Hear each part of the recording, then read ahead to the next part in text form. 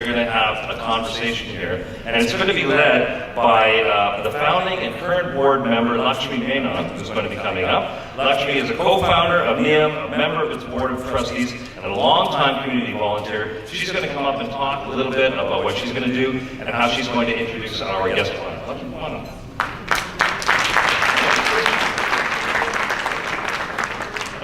Everyone's supposed to be producing from the floor. Okay, you sit, I will introduce her. Okay, fair enough. Anyone who has a 401k that is growing right now, that probably has an index fund in it, notwithstanding what the President of the United States is saying about the stock market, you probably have stocks that were affected by our keynote speaker here tonight. I'm very grateful for that. I know you are as well. But more than that is what she has done to lead a Fortune 100 company and to be a true leader in American business, and there really isn't a bigger, tougher game in the world. The former CEO of PepsiCo, Indra Nooyi, is with us tonight. And it's a real honor to introduce her. Clapping as we move forward. Her consistent presence and listening to the most powerful women in the world. You're going to hear from her tonight. She spearheaded PepsiCo's performance with purpose, championing with responsible water use, recyclable packaging, reduced sugar, trans fat content, all because of her. All because of her. Associates and people in communities, and under Indra Nooyi's leadership, PepsiCo's revenue grew by more than 80%, indeed. And of course, she was honored this year with a portrait displayed at the National Portrait Gallery in Washington, D.C., and NIAM is proud to recognize her outstanding achievements. Please enjoy the conversation.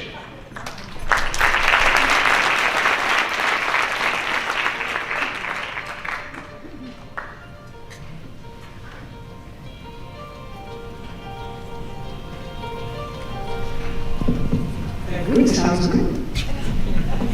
Indra, thank you for coming. We are so excited that you're here today. You and I used to live in Chicago for a while. Actually, just down the road from Mumbai, in Gala. Oh, in Gala, okay. So there's a walk down memory lane for us. Yeah, it's a bit of a homecoming. Yeah, when we were young, newly married. Yep. When God had gone there.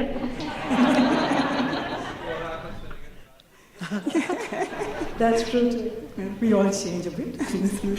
But so welcome back to Chicago. And we've all read and heard so much about your journey to the top at PepsiCo and your remarkable achievements. So today perhaps we could talk about the other road that's also a part of that journey, the road that took you from Indian grad student to Indian American cultural touchstone.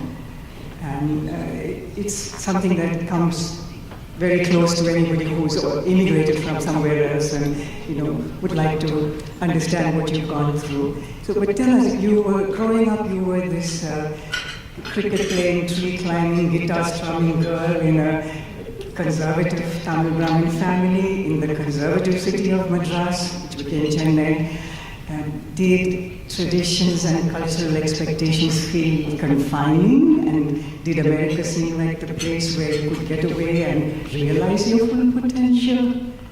Well, that's a loaded question, actually, but let me paint the picture a little bit, because if I played in a rock band and played cricket and climbed trees, clearly the environment was not confining.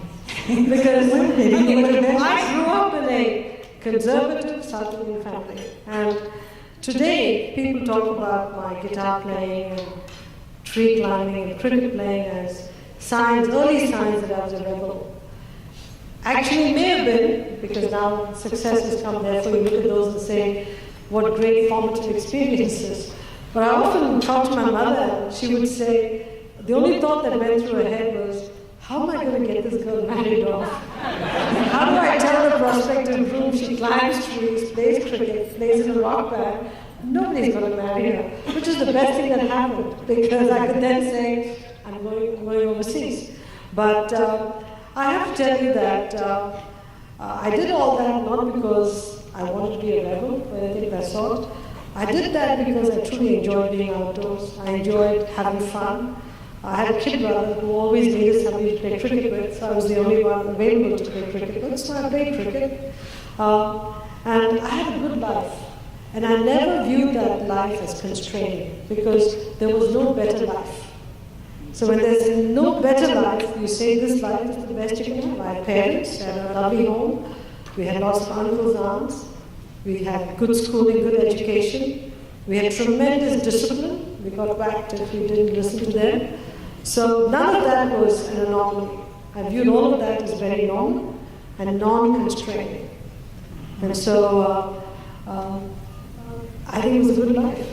So coming to America wasn't some kind of liberation for you? Not really. I think America was always a dream. In the 70s, when I first started to get introduced to the United States and through books, going to the US IS Library in Madras, America was always the dream, the greatest cultural phenomenon that was happening around the world. The best movies, the best innovation, everything came from the United States.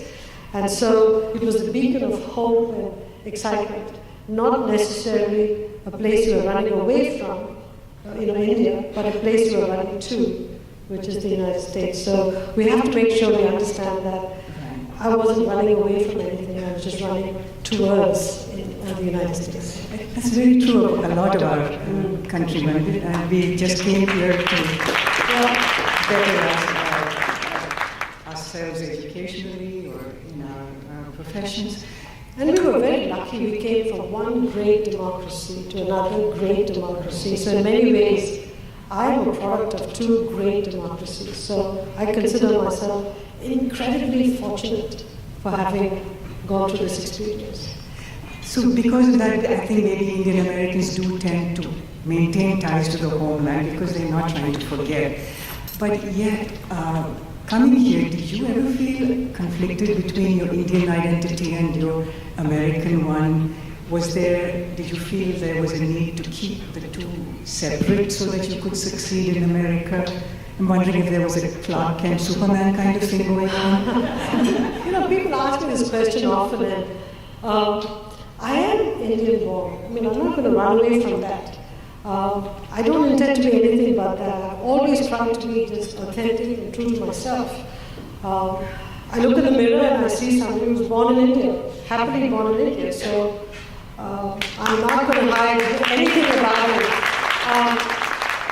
I've been a lifelong vegetarian. I don't smoke, I don't drink. I don't miss it because that's the way I was brought up. And I didn't think that I had to change all that just because I became a CEO.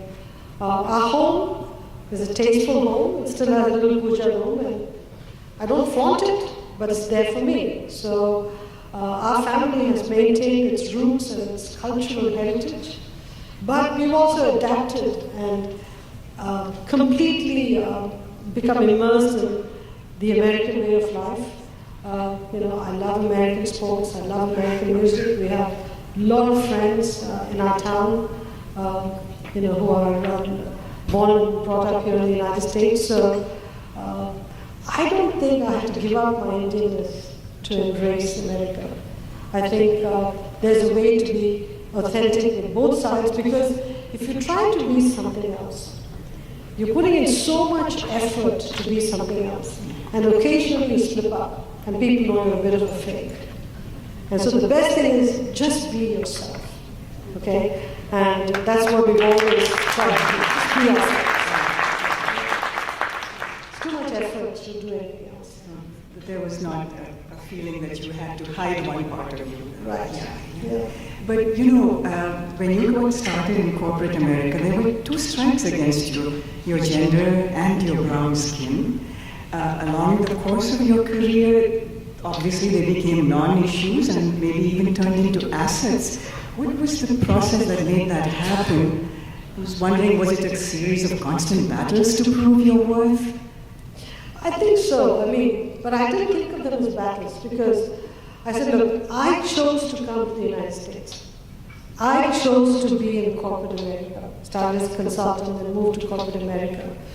And that was a decision I made. And if the people I was working with didn't really have somebody like me working with them, and it took some time to get used to my way of thinking and working, so be it. I had to adapt and, bend into the situation. So every place I went, I'm going all the way back to 1980 when I started as a consultant. I'd say to myself, when they see me, I'm already in the hole because I'm an immigrant, I'm a woman, I'm an immigrant from a developed, third world country. And so I'm in the hole. So I have to dig myself out of the hole just to get even and then work my way up from there. But that was great for me because I had to work harder and prove myself more. So when people really noticed me, they said, wow, this one's a keeper. And so all of a sudden, I became the best person on the team because, remember, in my mind, I was digging myself out of the hole. In reality, I may not have been in the hole in the eyes of those people, but in my mind, I felt I was in the hole. Therefore, I worked harder and harder and harder, and I think I raised the bar for myself. And that put me in a positive light in the eyes of others. And, I'll tell you an interesting story. I had a client in La Crosse, Wisconsin, and when I was at the Boston Consulting Group. And we had a team that was fielded with one Irish guy as the partner, then there was an Italian guy, a Jewish guy, and me. And I remember the CEO calling in the partner and saying, Mr. So-and-so, do you know this is La Crosse, Wisconsin? You brought a team here with an Italian guy, a Jewish guy, and an Indian woman, and you're a good Irish guy, you never show up. What the hell's going on? And to his benefit, the Irish guy just looked at the CEO and said, you asked me for the best, I gave you the best. Let's not forget that. And till today, I'm friends with the CEO and the team there because 6 months had passed, the Irish guy had gone off the team, the Italian was gone, the Jewish guy was gone, and this Indian woman was still running around across Wisconsin for several months after. And so I think it was because I viewed myself in the hole all the time and kept working harder and harder to prove myself. It made me a better person, and the rest is history. Yeah, right. Well, speaking of history, looking back on things from this point in your life, is there any achievement that is really personally is meaningful and significant for you? I mean, there's so much. I mean, first of all, the last 25 years, or I'd say the last 40 years, between being married and the kids, we haven't really spent much time together as a family. Because in the early days, we had nothing. We had to start from scratch and build our lives. So we worked so hard, both Raj and myself worked very, very hard. And the kids came, and with the job of the kids and managing all of that, it was a rat race, constant rat race. Not a bad one, but it was a tough road that we were walking on. Now we have nothing to worry about in terms of we are economically well off, our kids are grown up, and we need to make more time for ourselves. So that's on my bucket list, to do that. I'm not successful so far, but I promise I'm going to do that in 2020. I promise. So that's I promise. that is a promise. But I think more importantly, in the last year since I stepped down from PepsiCo, I've been able to do things that I wanted to do as opposed to what the job drained out of me. And I use the word drain because when you're a CEO of a big public company, it's a 24/7 job. And you're on call all the time, whether you like it or not. Now I'm not on call 24/7 by a third party. I'm on call for myself, not for somebody else. And I can do whatever I want. I can show up at Chicago to speak with you anytime I want.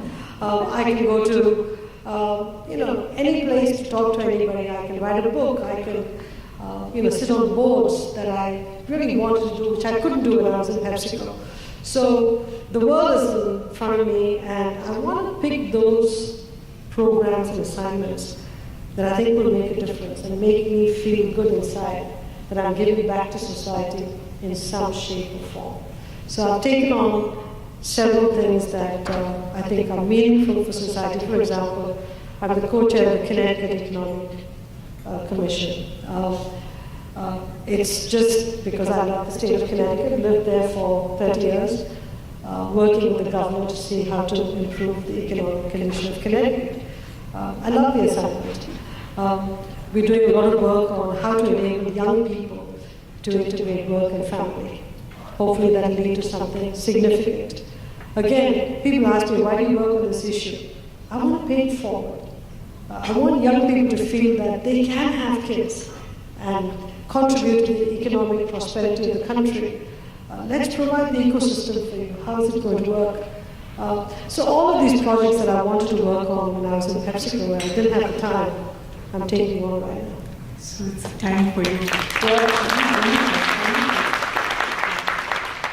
I'm just wondering, where most of us who had parents and were raised in India, our parents really did not even think about things like me time or work-life balance or quality time with your children. And these are very major sources of guilt and stress for working American families. How do you rate yourself in those areas, and how did you cope with these matters? Well, it's a tough one because when you have daughters, you'll never get a good rating. Okay? My experience is daughters know how to do one of these, plunge it in, turn it in, plunge it in, turn it in. So I don't know what it is. Mothers and daughters, I think they can't do with others, but they know how to do that. They don't do to dads, it's mostly moms. But if you ask me, I did the best I could. Did I go through guilt? Yes. But I did the best I could. If my kids were hurt in school, I was the first one in school. Most of the other mothers and fathers would just call the school nurse and say, as long as you bandaged up the ankle, that's fine. I'd be the only one that shows up there and said, did you bandage that right? Should I take her to the hospital? I mean, we'd embarrass the kids, but they forget those things. So I did the best I could. Was I there every night? No. Was I there for every game, every concert? 80% of the concerts, 20% of the games. That's a reality, okay? I cannot put the clock back. So I think it's time to move forward. There was a period in which I said the guilt has got to go. I'm going to stop feeling so guilty, and I started to look forward. Deep down inside, I have some pangs of regret. I wish I had watched this concert, or I wish I had spent a little bit more time. But right now, it's behind me. I cannot do anything about it. And if they want to spend more time with me, I'm totally available. Completely available. Speaking of children and referring back to what Padma was saying, is it important to you that your story be told, preserved, and shared? And how do you think a museum like ours would be meaningful to your children? So let me talk about two things. One, this notion of preserving the story is not something I'd ever thought about, because things like portrait galleries and all that wasn't really front and center in my mind. I still remember when the letter for the Smithsonian Portrait Gallery came to the office. I sent it to my communications guy saying, this must be a spoof letter. Because I didn't know there was a portrait gallery, I'd never seen one. A month later, he came into my office and said, Indra, I think this is for real. They really want to put your portrait in the gallery. So it made me think, what is a portrait gallery? Why do they have a portrait gallery? So I went down to Washington, D.C. and visited the National Portrait Gallery, and I began to understand why portraiture and the whole notion of a portrait gallery is so important. To talk about how people contributed to the arc of progress in the country on various aspects, whether it's being the president, chief justice, head of the Federal Reserve, musicians, artists, more recently business leaders. Why is it important that people, over the ages, look at the picture of that person, beautifully painted so that it feels like they're looking at you, and reflect on what they contributed to this arc of progress? This is not something that was front and center in my mind at all when I agreed to sit for the portrait. Now I'm beginning to appreciate the importance of a portrait gallery, which brings me to our Indo-American Portrait Gallery. Indian Americans are considered the most successful group in the United States. But if you really dig deep into the Indo-Americans, the Indian Americans who contributed to the United States. As Padma just mentioned, yes, we've been doctors and engineers and motel owners and hotel owners, but we've also driven cabs, worked in C-stores, cleaned bathrooms. We are nurses. We are sailors, and we're on ships serving fairly labor roles. So I think in many ways, Indian Americans have contributed to the backbone of the country. I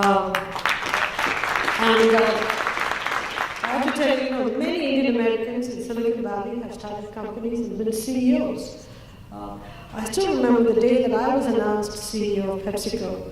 I got calls from Indian Americans saying, "You have now proven to people that an Indian American can also run a traditional large company, not just a startup that became a big company." So all that I'll say to you is, you finish the statement saying, we were doctors, engineers, we drove cabs, we were gardeners, we were convenience store operators, hotel, motel, engineers, everything, and we also ran pretty good consumer products companies. So I think we have demonstrated that as a community, if we put our heart and soul to it, we can be anything we want. So just like the Smithsonian National Portrait Gallery, I think it's important that our Indian American kids and everybody else understands the contributions of Indian Americans to the American experience. Hopefully one day there will not be a hyphen. And I hope we can contribute, and the young people can come look at these galleries and say, thank you for doing what you did to, bring a little bit more respect to this community, acknowledge the contributions of that person to this community and to the progress of the country. So I think portraiture is a very, very important vehicle, and I'm glad you're doing this gallery. And we should say thanks to Dr. Umang Patel as well. Thank you so much for your contributions. Story, might there be one object you would select that would be the hook from which to carry your story on? Would it be a Pepsi bottle? Would it be a cricket cap? What would it be?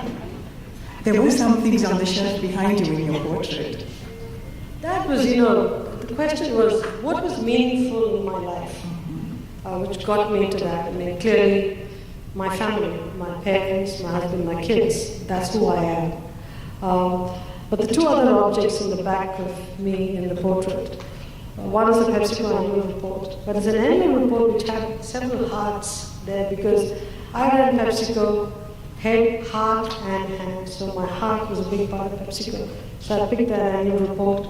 And the cap there is the Yale cap, because the Yale School of Management, which I went to, had a major influence in so many ways to who I am today. Besides providing a damn good education, the mentorship I got from many young people, and the doors it opened, and the camaraderie that exists with all the Yale graduates is something I cherish enormously. And so those are the objects. Was that a picture of your parents in the back? Yes, yeah, very much. In fact, the day that they got married is the picture of them, so they remain evergreen in that portrait. What would my story be hung on?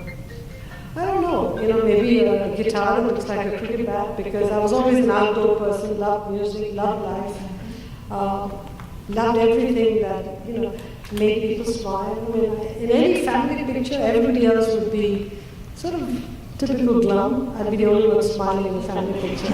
I was just that way. So something that reflects that inner me is what I would like to be remembered by. It's beautiful.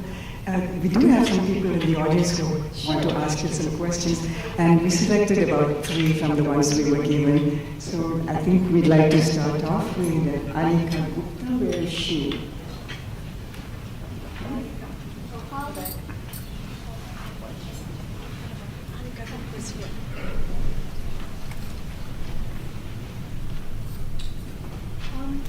How would you encourage other Indian American women or girls to achieve their dreams? Were there any people who influenced you? Oh, how would I? No, first of all, there is no substitute for incredible hard work. I don't think you'd like me to say this, but at the end of the day, You're not going to inherit a job.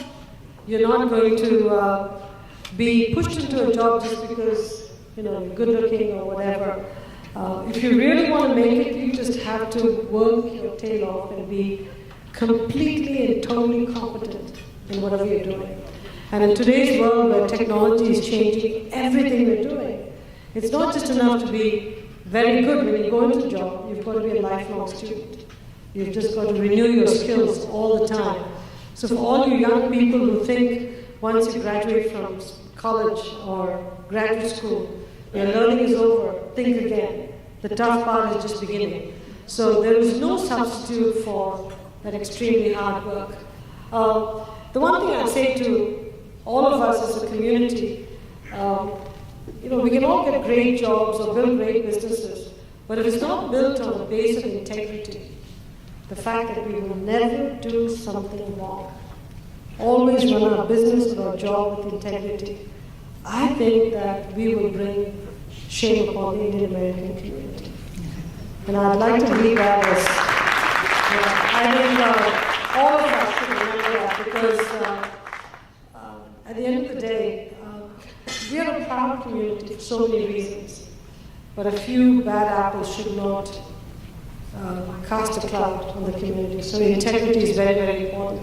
And as far as role models in my life, I haven't had one role model. Many, many, many people have served as role models. Anybody who's got a piece of advice for me, I take it. And if I don't decide to follow it, I go back and tell them why I'm not going to follow the advice. And so I don't think I had just one role model. I had many, many people that I sort of emulate and learn from as I go along. But thank you for the question. And we have one from Orko Bachi. Where would we find him?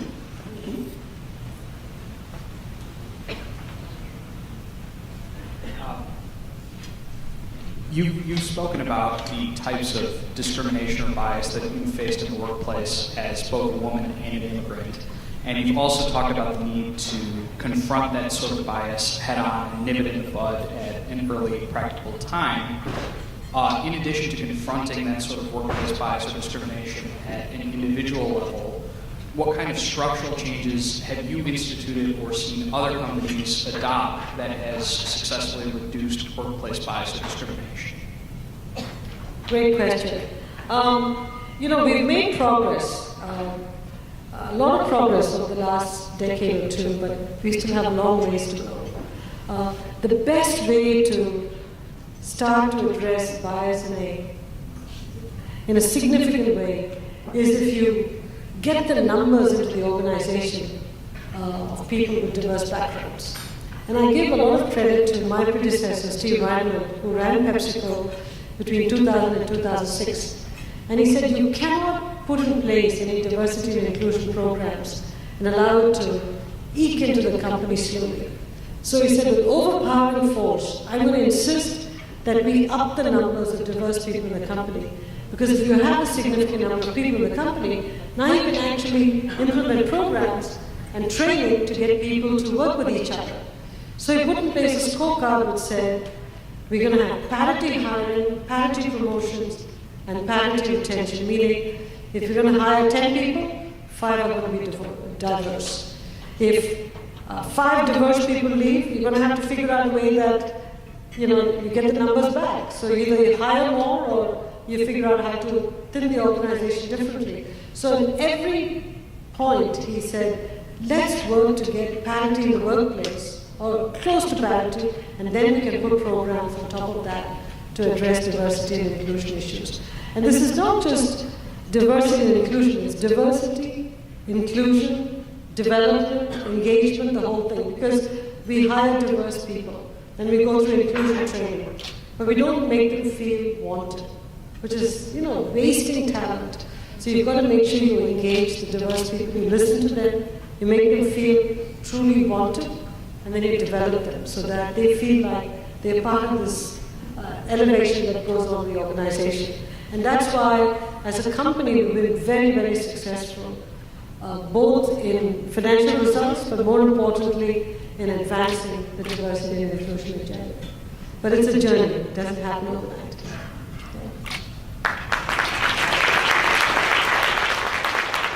I think we have time for one more question. Okay, Lavanya Sridhar, where are you? Thank you for the opportunity. I'm at PepsiCo, so thank you. It's awesome. Thank you. Just generally, you've always been ahead of the curve. Really, like health and wellness is a great example of really driving PepsiCo. So just curious on kind of the secrets and how you brought the organization along and kind of breaking barriers to do something new. And I just use health and wellness as a topic, but just in general, like how do you bring people along and break barriers? I think, again, another great question, Lavanya, thank you. When we started this journey on PepsiCo to change the company, we didn't just say we're going to do health and wellness. We started with a look, outside-in look on the company. We said, what are the big mega trends that are going to impact the company? And we identified the 10 mega trends that are going to have a major impact on the company over the next decade or two. Now, it's very important when you do the mega trend work. If you get people within the company to work on them, they'll do it inside out. So they'll do incremental mega trends. They'll call it mega trends, but it's really incremental trends. Because when they do the work, they're always thinking to themselves, how am I going to execute on these mega trends? How am I going to deliver my numbers? So it's very important you get people who can think broadly, who can think outside in to frame the mega trends. Once you get the mega trends, think hard about how are they going to impact you? When are they going to impact you? There are books that have been written about change. And the best line I've heard is having an Ernest Hemingway book which says, disruption comes upon you gradually and then suddenly. Okay? So you've got to be very, very careful because you never know when it's going to hit you and really make your model obsolete. All that you have to look at Kodak, look at Polaroid, look at digital equipment. I mean, there are so many carcasses in the whole world of industry where people thought these are incremental changes, we can manage through it. So once we identify the megatrends, from that we derive performance with purpose, which is our program to change the portfolio, become more environmentally sustainable, all of which required investments, new capabilities. So we took this whole megatrend work, trained our board first, because if the board is not behind you, you can do nothing. And then we took it on the road to our people. I mean, there's a great lesson from history when Woodrow Wilson was president and he wanted to bring the United States into World War I. There was no internet or television to do any broadcasting of the message. So he recruited men and gave them each a speech of 4 minutes in length and told them, go around the country and give these 4-minute speeches. And then after you finish, recruit another band of people to give these 4-minute speeches. These people were called the 4-minute men. We learned from history. We hired our own version of, or we recruited our own version of half an hour people. We gave them a deck, we gave them a video, and said, go around the world, tell the story, tailor it for each country. And I was on the road all the time talking about it. What was interesting is, I thought it was going to be a difficult task. It was not, because it was such an obvious transformation we had to make, because many of our employees were already eating and drinking healthy. They already were worrying about the environment. So many of the issues that we were talking about as megatrends were already taking root in our employees' lives. So it was much easier than we expected. So when we got the message out, we reinforced it several times, stayed on message for a decade, put the investments behind it, put the capabilities behind it, and got rid of the people who didn't get on the same page as us. People knew this was for real. And the rest is history.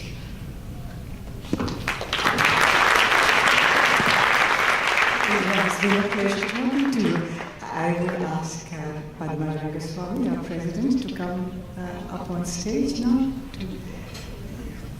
to induct you into our National Indo-American Museum Hall of Fame.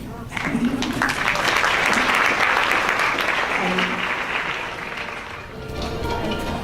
think we would request Dr. Umang Patel to come on stage too for a moment.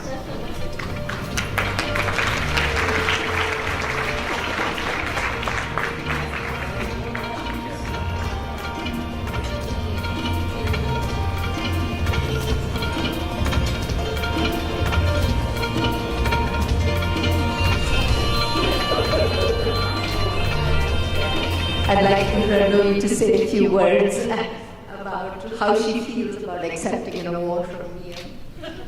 Well, I'm honored actually to be inducted into this museum. I think that the fact that you created this museum is fantastic. The fact that Dr. and Mrs. Patel have donated the building is really spectacular. But this is just step one. This is just like the first step of a ladder we're climbing. It's going to take a lot of money to build it out. It's going to take a lot of money to maintain it. And I hope the community gives generously. Now, I know as a community we give a lot of money for religion and spirituality. Think of this in religious and spiritual terms. This is a temple to Indian American icons who, I hate to use the word icon for myself, but no, this is going to be a temple for those who blazed a trail, Indian Americans who blazed a trail, and they require a place in your spirituality and religion. So give freely, please. I know my husband and I will contribute freely. I'm just committing. But I want to thank you again, both of you, for giving the building, and for all of you on the committee who've had such a great clarity of thought and presence of mind to do this sort of a museum. So thank you very much, and I'm truly honored to be here. And we'll have the award to you before the evening is over.